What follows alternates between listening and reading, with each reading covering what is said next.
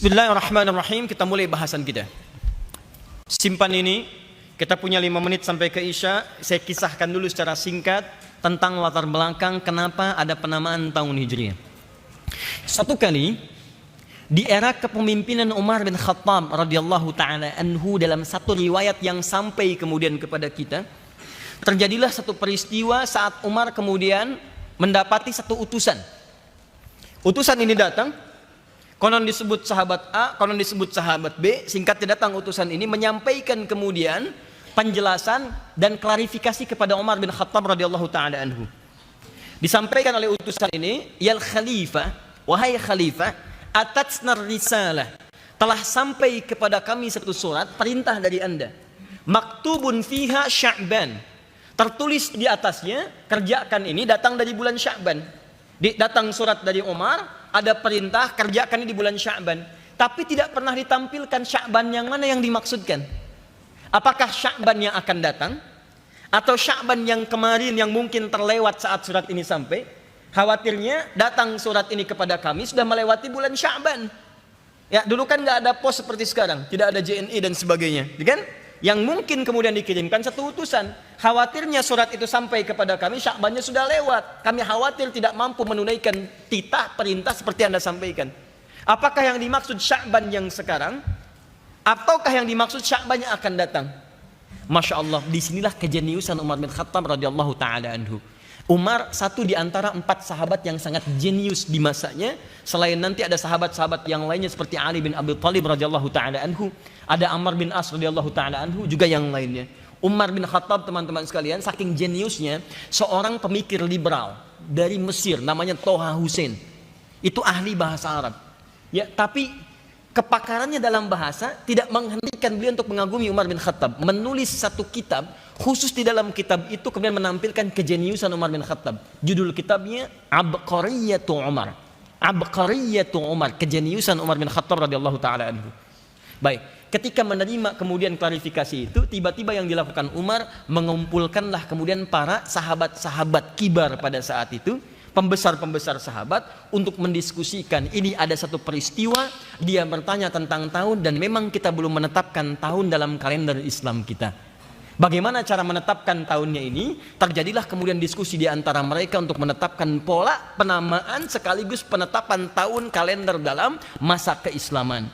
Pertanyaannya, apa usulan yang disampaikan dalam musyawarah itu? Seperti apa gambaran diskusi satu dengan yang lainnya? Dan apa yang kemudian ditetapkan dalam musyawarah yang dimaksudkan?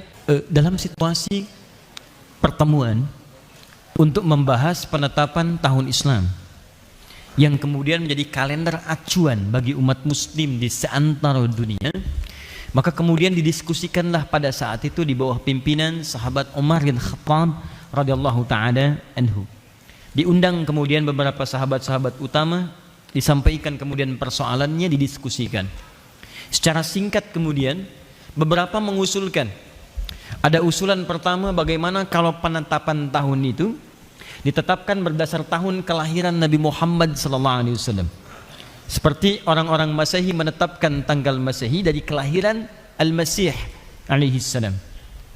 Baik, maka usulan itu didiskusikan kemudian mendapatkan penolakan. Penolakan yang paling gampang adalah kekhawatiran kemudian Nabi SAW dikultuskan oleh sementara orang, seperti halnya Isa alaihissalam dikultuskan, bahkan kemudian diangkat oleh sementara orang, diduga sebagai Tuhan. Itu yang dikhawatirkan. Sampai turunan hukum dari sini kemudian ada larangan-larangan menyerupai seperti perayaan-perayaan ulang tahun yang tidak dibenarkan beberapa ketentuan-ketentuannya dalam syariat-syariat keislaman. Maka ditolaklah kemudian usulan yang pertama ini dengan penolakan yang lembut, diskusi. Itu biasa. Jadi kalau antum ingin menolak hal-hal yang lain, datang dengan argumentasi, ya, diskusi dengan argumentasi yang baik, sehingga apa yang kita usulkan kalau baik jadi maslahat diterima dengan baik. Kalau maslahatnya kurang banyak, mengetahui bahwa oh ini kekurangannya, lantas kita bisa mengambil masukan orang lain yang lebih baik. Dalam taklim juga begitu ya. Anda yang belajar dengan saya, belum tentu dipastikan semua apa yang saya sampaikan mungkin benar keseluruhannya.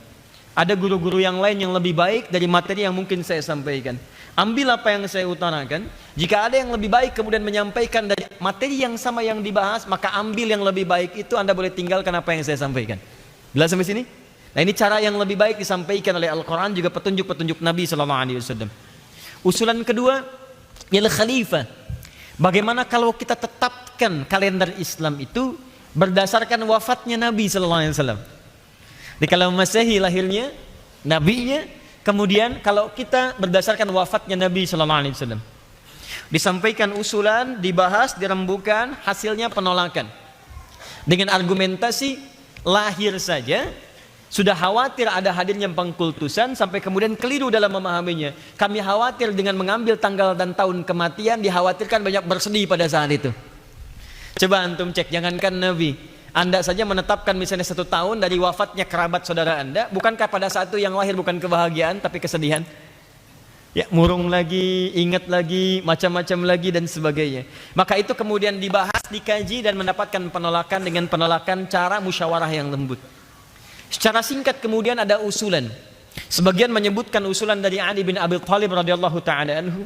Ada yang mengatakan dari sahabat Abu Musa al-Ash'ari. Singkatnya datang usulan menyampaikan pada khalifah, bagaimana kalau kita tetapkan berdasar momentum hijrahnya Nabi SAW dari Makkah al-Mukarramah sampai kemudian ke Yathrib, yang dengan hijrah itu berubah kemudian namanya menjadi Al-Madinah Al-Munawwarah. Dijelaskan kemudian latar belakang usulan itu dengan pertimbangan bahwa dengan hijrah itu ini masa perubahan dalam keislaman. Dengan pertimbangan pada hijrah itu kemudian disitulah titik-titik perjuangan dalam Islam yang melahirkan kesempurnaan dalam nilai keislaman. Di situ didapatkan kenyamanan dalam ibadah. Di situ didapatkan perubahan-perubahan karakteristik. Di situ didapatkan persatuan umat Islam. Bukankah saat hijrah di situ ada persatuan? Nabi ketika datang ke Madinah, hal yang pertama dilakukan selain membangun masjid adalah mempersaudarakan Ansar dengan Muhajirin, mempersaudarakan Aus dengan Khazraj. Ini yang tadi di awal saya sampaikan, hakikat Islam yang benar menyatukan bukan memecah. Hakikat Islam yang benar menghadirkan cinta bukan luka. Jadi kalau Anda benar-benar kemudian mempraktikkan nilai keislaman, maka yang Anda lakukan pertama kali bagaimana membangun ukhuwah yang baik.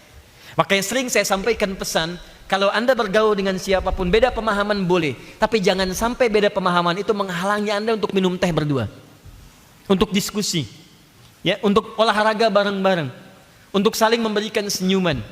Paham sampai sini? Baik. Kalau tidak dikenal maka kenali. Bahkan kita punya pepatah mengatakan, tak kenal maka bukan ta'aruf. Paham sampai sini? Ibu pulang dari sini kenalan dengan satpam, lantas sayang, mustahil, ya. Jadi apa yang Anda lakukan kita ambil. Tak kenal maka ta'aruf, ya. Maka kenali, dan ta'aruf itu ada di Quran. Quran surah ke-49 ayat 13. Ya ayyuhan nasu inna khalaqnakum min dzakarin wa untha wa ja'alnakum syu'uban wa qabail, ya. Untuk apa? Li ta'arafu. Hai manusia, kami ciptakan kalian ada lelaki ada perempuan. Lelaki, perempuan. Kami jadikan kalian kemudian menyebar tempat, beda komunitas, beda golongan, beda kemudian wilayah. Untuk apa? Berta'aruf, kenali. Bagaimana cara berta'aruf? Inna akramakum indallahi atqakum. Dasarnya takwa. Apa dasar takwa itu? Banyak. Kalau hubungan kemanusiaan saling berbagi, itu cita-cita takwa. Ciri takwa dalam hubungan kemanusiaan, sifatnya nilai kebaikan dalam konteks kemanusiaan.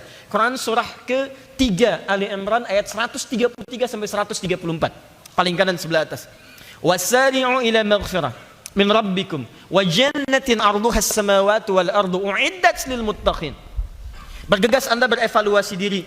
Ayo muhasabah, koreksi diri.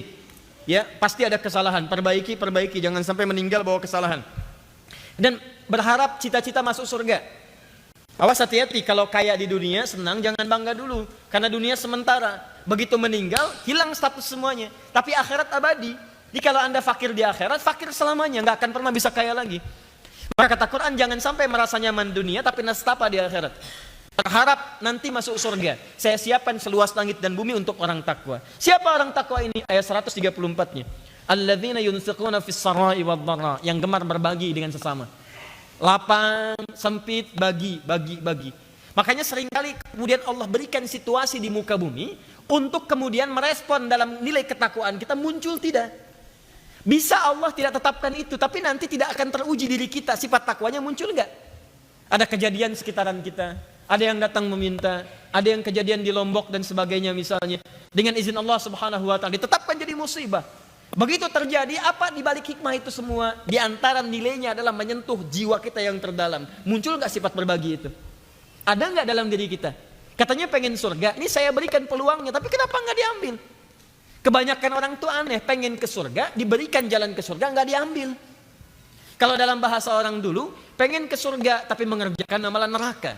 Nggak mau ke neraka, tapi mengerjakan amalan-amalan yang tidak menjadikan dia masuk ke surga. Paham sampai sini? Jadi teman-teman sekalian, kalau ada situasi-situasi itu ayat tampilkan. Makanya dalam konteks ini, dalam pergaulan yang lebih luas, awas, ambil fokus yang baik. Kita diminta oleh Al-Quran di antara sifat takwa ya berbagi dalam kebaikan. Maaf, ada harta, silahkan. Tidak ada harta, dengan tenaga. Tidak ada tenaga, maka berikan kebahagiaan walaupun dengan senyuman. Bukankah hadisnya kita hafal? Basmatuka fi wajhi akhika sadaqah. Senyummu yang membahagiakan saudaramu itu sedekah. Ingat kalimatnya, senyum yang membahagiakan, bukan senyum yang membuat orang lain resah dengan itu. Udah pulang dari situ semua orang disenyumi. Dari mana kajian Ustaz Adi? Oh, ya. Nah itu yang repot. Paham ya?